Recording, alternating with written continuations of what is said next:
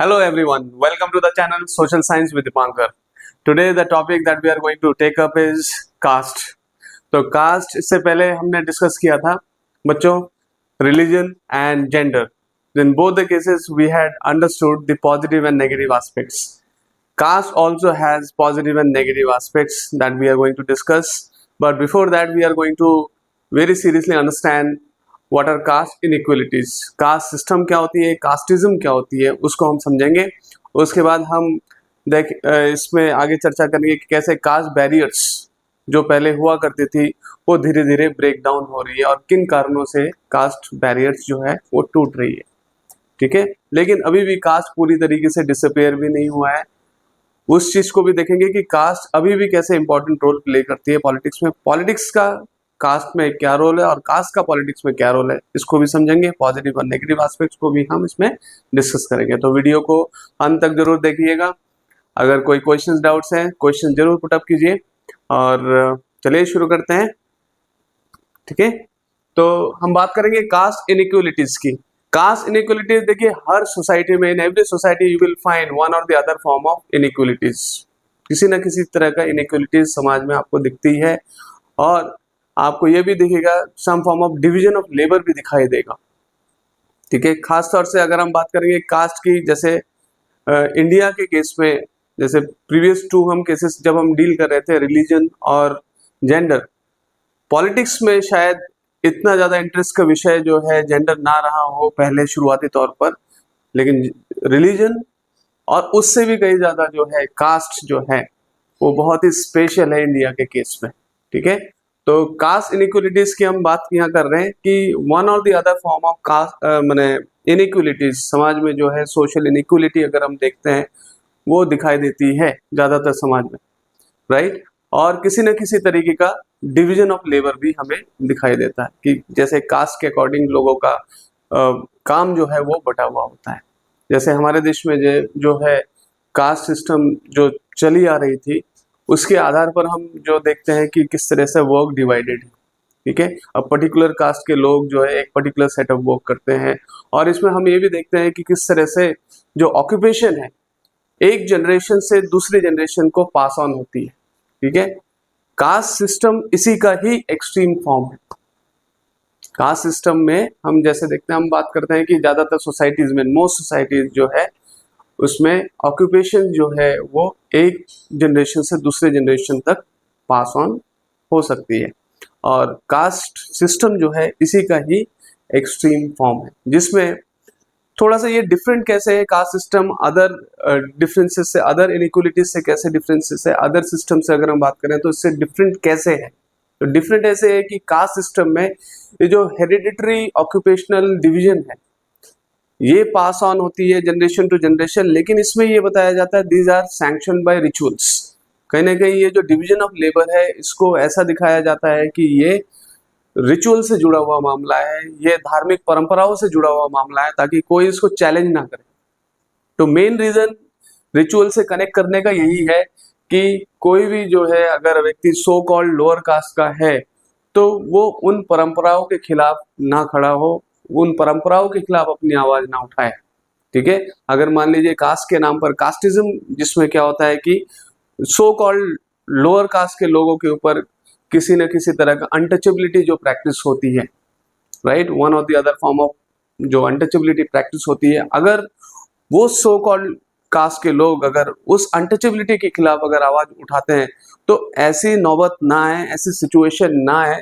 तो उसके लिए जो है ये शुरू से ही ये जो कंजर्वेटिव लोग थे उन्होंने ये डिसाइड किया हुआ था, उन्होंने ये बना के रखा था कि भाई जो ये इस तरह के अनटचेबिलिटी प्रैक्टिस हो रही है इसको हमने तय नहीं किया, ये रिचुअल से, मतलब इसको कहीं ना कहीं धार्मिक परंपराओं से जोड़कर ये दिखाना चाहते हैं ताकि इसकी सैंक्टिटी बनी रहे और इसकी जो है इसको फॉलो करें लोग, राइट। जो कास्ट बैरियर्स बना हुआ है, जो डिवीजन ऑफ लेबर बना हुआ है, उसको वो लोग फॉलो करें, कोई क्वेश्चन ना करे इस पे। ठीक है, तो इसमें आप देखेंगे सेकंड पॉइंट हम डिस्कस कर रहे थे, in most societies occupations are passed on from one generation to another and caste system are extreme form of this. जो कास्ट सिस्टम है इसमें जिस तरह से ऑक्यूपेशन एक जनरेशन से दूसरे जनरेशन को पास ऑन होती है, इसी का ही एक्सट्रीम फॉर्म है।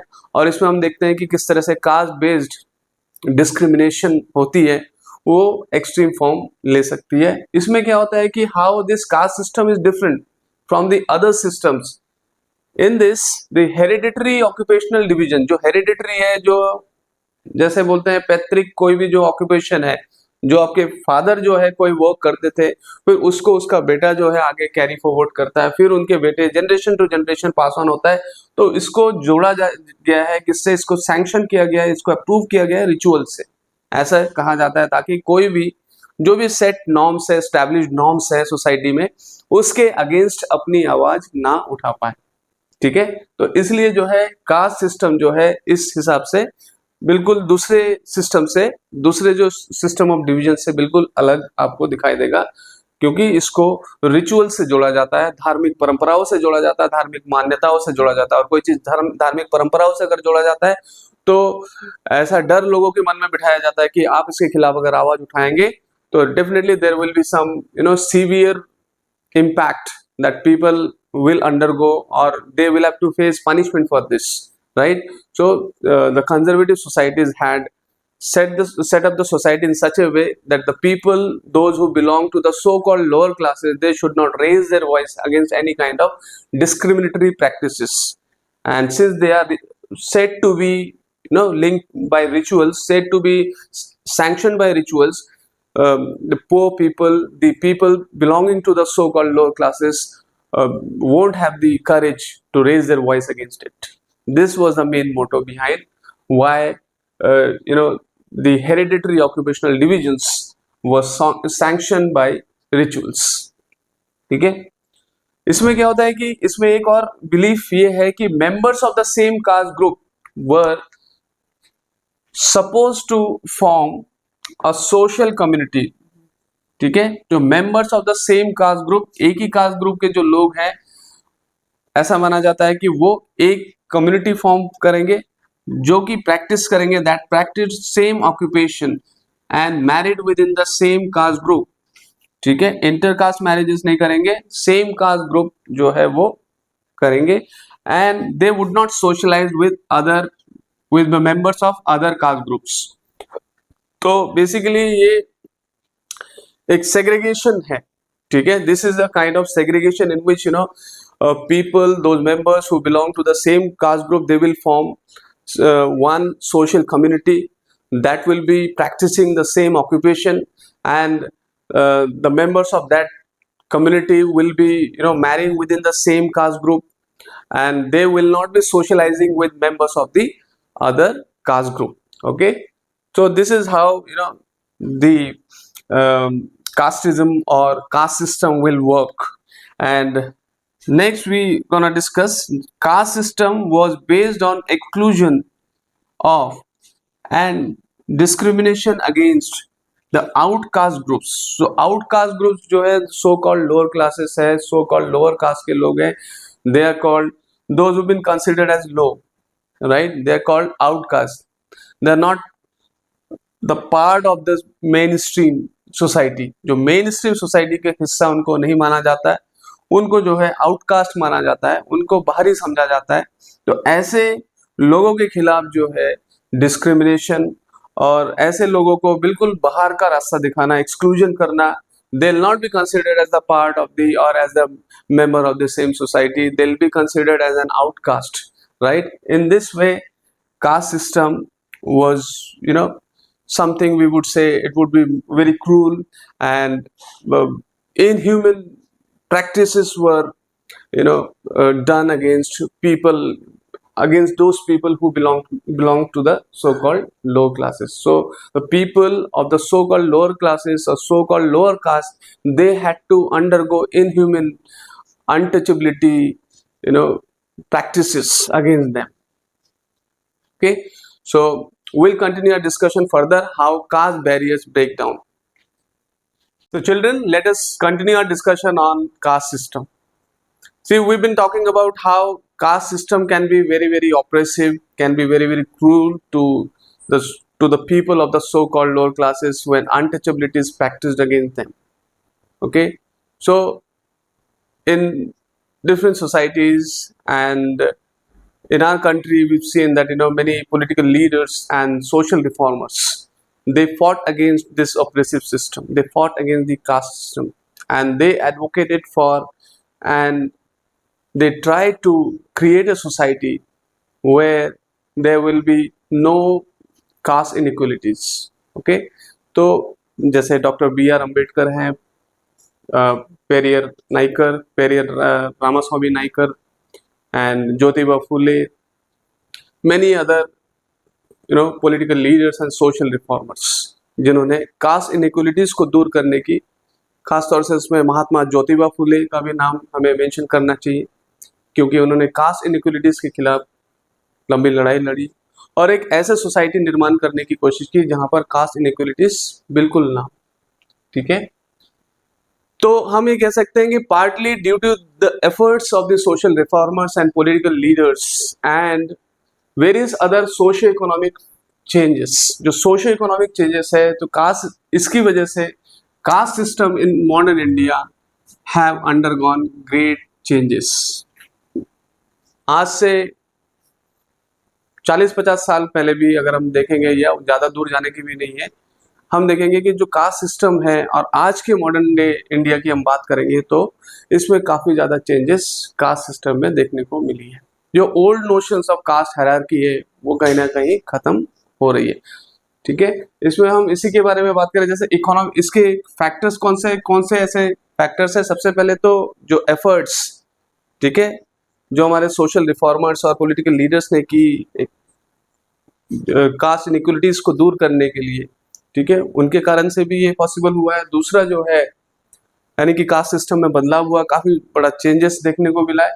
और उसके अदर फैक्टर्स कौन कौन से, इकोनॉमिक डेवलपमेंट, अर्बनाइजेशन, ठीक है, ग्रोथ ऑफ लिटरेसी, एजुकेशन और ऑक्यूपेशनल मोबिलिटी। ऑक्यूपेशनल मोबिलिटी क्या है कि जब लोगों का जॉब इस ऐसा नेचर का जॉब है जिसमें उनको एक जगह से दूसरी जगह शिफ्ट करना पड़ता हो, ठीक है, ट्रांसफर होना होता हो, तो ऑक्यूपेशनल मोबिलिटी की वजह से, अर्बनाइजेशन, शहरीकरण की वजह से, जैसे जैसे गांव, टाउन्स बनते गए, शहर बनते गए, ठीक है, और जैसे जैसे लिटरेसी बढ़ती गई और इकोनॉमिक डेवलपमेंट होती गई, लोगों की इनकम बढ़ी, लोगों के स्टैंडर्ड ऑफ लिविंग इम्प्रूव हुई, ठीक है, and the weakening of the position of the landlords in villages, ठीक है, गांव में जो है इसमें लैंडलॉर्ड की पोजीशन जो है वो वीक हुई।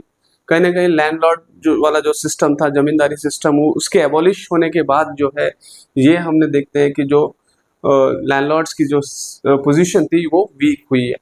ठीक है, तो बहुत लेजिस्लेशंस भी हुए। लेजिस्लेशन में जैसे हम बोलते हैं कि अनटचेबिलिटी को बैन करने के लिए भी कानून बनाया गया।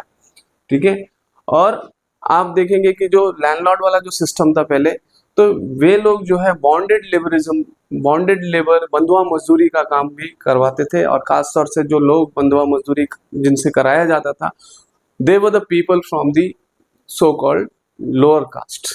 ठीक है, सो कॉल्ड लोअर कास्ट से ही वो लोग थे, तथाकथित जो लोअर कास्ट जिनको माना जाता था, उसी कास्ट से ही जो है, लोअर कास्ट से ही लोगों को जो है बॉन्डेड लेबर का काम कराया जाता था। बंधुआ मजदूरी मतलब एक जगह रहकर उनको किसी इनह्यूमन ट्रीटमेंट उनके साथ होता था, वेजेस भी ना के बराबर मिलती थी, और just in return for a food, ठीक है, in return for a food और little money that they might get, they would be made to work in hazardous conditions. ठीक है, तो ये सारी चीजें उनको, और they were actually those who were bonded labor, they worked as slaves, एक तरह से slaves की तरह वो वर्क करते थे। तो ये सारी चीजें जो हम बात कर रहे हैं कि economic development, urbanisation, growth of literacy and education, occupational mobility, और जो लैंडलॉर्ड का जो पोजीशन कमजोर होने की वजह से जो है, जो old notions of caste hierarchy है, दैट इज ब्रेकिंग डाउन। आज लोगों को ये फर्क नहीं पड़ता है कि कौन आपके बगल में बैठा है या आप किसके साइड में चल रहे हैं, right? In a bus, suppose today you see a person sitting by the side of you, it doesn't matter to anyone who is sitting by the side of you, whether that person belong to the lower class or upper class, it doesn't matter. तो आज ये चीज़ें बिल्कुल matter नहीं करती है। तो कहीं ना कहीं कास्ट हायरार्की का जो ओल्ड नोशंस था, जिसमें हमने सेग्रीगेशंस किए हुए थे, जैसे there were different paths, different road, I mean the temple where the people of the upper caste would go, the people of the lower caste would not be allowed to enter, and they would not be the people of the lower caste, so called lower class or caste, they would not be allowed to drink water or fetch water from that well which was used by the people of the upper caste. ठीक है, तो ये सारी चीजें जो है होती थी, अनटचेबिलिटी प्रैक्टिस होती थी। ठीक है, तो आगे हम फर्दर डिस्कस करेंगे, चर्चा को आगे बढ़ाते हैं। कास्ट के बारे में बात कर रहे थे, कैसे कास्ट बैरियर जो है वो टूट रही है, जो old notions of caste hierarchy है वो किस तरीके से टूटे, कौन कौन से फैक्टर्स उसके लिए रिस्पॉन्सिबल है। अभी बात करेंगे कि अभी हम डिस्कशन को फर्दर लेते हुए हम ये कहते हैं कि कास्ट का जो है ना पूरी तरीके से जो है, हम ये नहीं कहेंगे कि कास्ट पूरी तरह से डिसअपेयर हो गया है या खत्म हो गया है। अभी भी जो है आज मॉडर्न डे इंडिया में भी, आज के इंडिया में भी some of the older aspects of caste still are there. अभी भी जो है हम देखते हैं कि most of the people marry within the same caste or same tribe. ये भी देखने को मिलता है, जब भी मैरिटल जो भी ये है रिलेशंस के लिए लोग आज भी they marry within their own caste और tribe. ठीक है, अपने ही कास्ट के अंदर वो मैरिज करना पसंद करेंगे या प्रेफर करेंगे, या मैरिटल रिलेशंस के लिए सबसे पहली जो कंसिडर की जाती है चीज वो कास्ट ही है। आज भी ये चीज कंसिडर कर रहे हैं लोग। और ये भी देखते हैं कि effects of centuries of advantages and disadvantages still felt today. तो जो effects of centuries of advantages, जो हमारी पहले ओल्ड कास्ट सिस्टम रही है जहां पर लोअर कास्ट के लोगों को, सो कॉल्ड लोअर कास्ट के लोगों को जो है कहीं ना कहीं उनको ऑप्रेस किया गया है, और जिस वजह से जो है वो डिसएडवांटेजेस के शिकार हुए। ठीक है, तो जिन कम्युनिटीज को एडवांटेजेस मिली, जिनको एक्सेस टू एजुकेशन मिला, जिनको जो है एजुकेशन का एक्सेस नहीं मिला, तो जो जिनको एजुकेशन का एक्सेस मिला, they have been able to do well and make their life better, whereas those people who did not have access to education in the older system, right, their forthcoming generation also lagged behind, because in case those who got access to education, they probably they would be doing better naturally, right, whereas those who did not have access to education, if today they are going to, if their generation is going to school, they would be first generation learners, right, so they still have a long way to go, whereas those who already had access to education in the old system or from the very beginning, definitely they would have a natural advantage.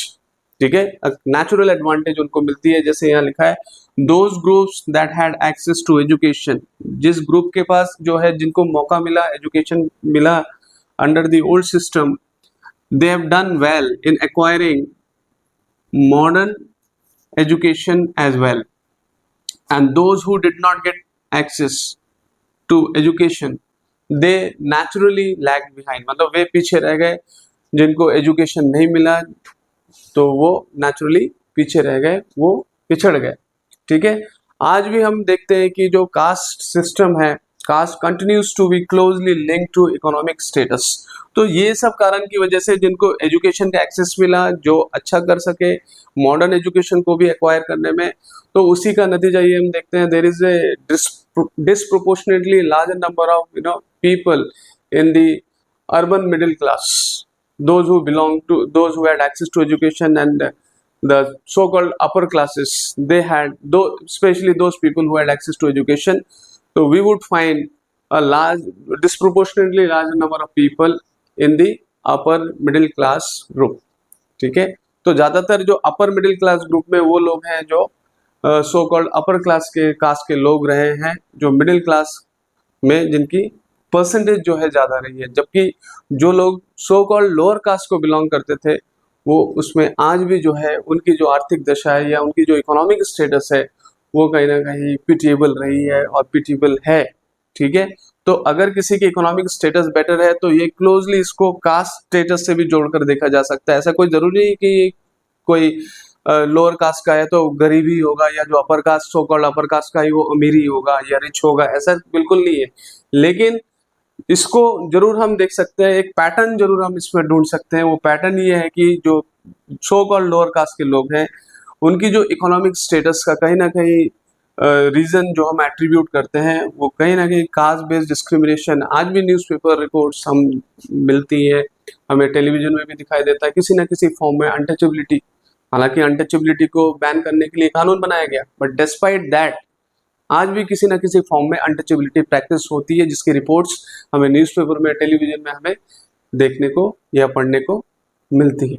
ठीक है, तो cast पूरी तरीके से disappear नहीं हुआ है। Cast के अभी भी ओल्डर नोशन जो है या ओल्डर एस्पेक्ट्स अभी भी परसिस्ट करती है समाज में, और कहीं ना कहीं एक आप ये कह सकते हैं हिडन फॉर्म में भी वो कहीं ना कहीं रहती है, और कभी कभी उसको जो है मौका मिल जाता है कास्टिज्म जो है अपना सर उठाने का, और किसी न किसी फॉर्म में डिस्क्रिमिनेशन इस तरीके से हम समाज में आज भी कास्ट के नाम पर देखने को मिलती है। ठीक है, तो अगले वीडियो में हम डिस्कस करेंगे किस कास्ट का क्या रोल है पॉलिटिक्स में, और पॉलिटिक्स का क्या रिलेशन है कास्ट से। ठीक है, पॉजिटिव और नेगेटिव एस्पेक्ट दोनों डिस्कस करेंगे। उम्मीद है आपको ये पूरा लेक्चर समझ में आया होगा। कोई क्वेश्चंस हैं, डाउट्स है, प्लीज क्वेश्चंस अपना जरूर पूछें। और ये जो भी मैं टॉपिक समझाता हूँ, ये डायरेक्टली मैं आपको जो मेन कॉन्सेप्ट आपका क्लियर होना चाहिए, ये मेरा मेन पर्पस है। इसके बाद जो है हम क्वेश्चंस, जो इंपॉर्टेंट क्वेश्चंस भी डिस्कस करेंगे, इंपॉर्टेंट टॉपिक्स जो है किस तरह के क्वेश्चंस बोर्ड एग्जाम्स में पूछे जाते हैं वो भी डिस्कस करेंगे। So I would request all of you to just to stay tune for upcoming videos, और जरूर वीडियो को लाइक, शेयर और सब्सक्राइब कीजिए। Thank you for watching the video. Have a nice time. Bye bye.